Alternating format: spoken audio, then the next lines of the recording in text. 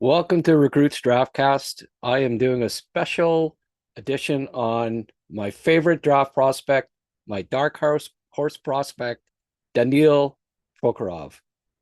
Anyone that's been following me this draft or picked up the draft guide is fully aware that he is my pet prospect this year. And I think the Canadians should seriously consider him at 16 or 17. One of those picks if they keep them and if he's still on the board. Judging by rankings that I've seen, other rankings, and in particular Bob McKenzie's, who has him going early in the second round, he should well be there still at 16, 17. And there were a few games that really stood out for me this year. And I realized that he didn't, he wasn't great every game, and that there are some flaws in his, he doesn't always want to pass the puck, and he's not what I would um, classify as a great playmaker. But there are so many elements to his game that I like, and I also think that he does see the ice okay. He's just so wired towards trying to score goals that there are times when he passes up finding a teammate in favor of trying to score a goal, which isn't always necessarily a bad thing. But this is a game later in the year, MHL, where he really impressed me, and I thought I would share some of this game. With game was in February, I believe, and Prokhorov had 2 goals and an assist, and you know I've heard some guys say he never passes a puck, and I mean you'll see here that that's not the case. He will dish the puck, especially on the cycle. Um, it's not always right on the tape, as you see right there. That wasn't a perfect pass, but he does pass. Um, there he went offside, but again, trying to dish the puck. So there is some playmaking ability there. It's not all just about goals with him. But if you notice, that hit he threw was, you know, just you'll see it several times in this video where he can really crunch guys. There was a nice back pass again. This was a good game. Well, look, I love this. He crunched the guy and then he came to the front of the net. Look at this. He just give the put a slight shove and the guy just went flying. It just gives you an idea. This was a 17-year-old kid is dominating physically.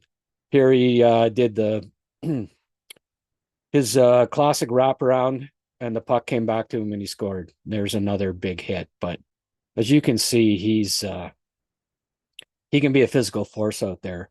And you'll also notice that he's not immune to back checking either. He comes back hard on the back check, in part because he can really move. As you notice, he covers a lot of ground in these videos, and I think he's for his size skating combination is top of the draft as far as I'm concerned. And here's a little scrum in front, and he just kind of, you know, what are you going to do about it type thing, right? Everyone just sort of, yeah, okay, Big Dan, please move from in front of the net. He he's got a really good shot, good hands, and you'll see on this play right here. Great shot, great hands for a 6'6" kid. Beautiful goal. And he was second on his team in goal scoring, and that was despite playing on a line with a 6 goal, 17.57 center. Like, that was part of the reason why I think people looked at his assist totals and thought, oh, well, he can't pass the puck. But he did pass the puck lots, and a lot of his passes weren't converted. When he played for the national team, the U18 team, he played 5 games for them and he had 4 assists. Or sorry, he played 4 games with the U18 team and had 4 assists. So it just goes to show when he does play with good players that he has the ability to pick up assists. And I think as time goes along and he gets to better leagues and different coach who can maybe appreciate a little more just what he brings, and that he probably should have been on the first line in in the MHL. It's funny, like he played on a with really ordinary line mates on his MHL team, but every time he played with the U18 team, he wore a C. He was on the first line. He was on the first PK. He was, he was just highly coveted on the national team. Yet then he come back and play with a 5'7" center with 6 goals and 11 assists. But as you see in all these highlights, and there, that could have been his Hattie if they'd have passed it over to him at the end. He was there for the hat trick goal if the pass would have come to him. But 2 goals, 1 assist, best player on the ice. He was only 17 at the time, and I thought he was dominant in that game. So that just gives you a glimpse of the potential of this kid. I see him, with the right development, with the right coaching, becoming a really good complementary second line winger, power forward.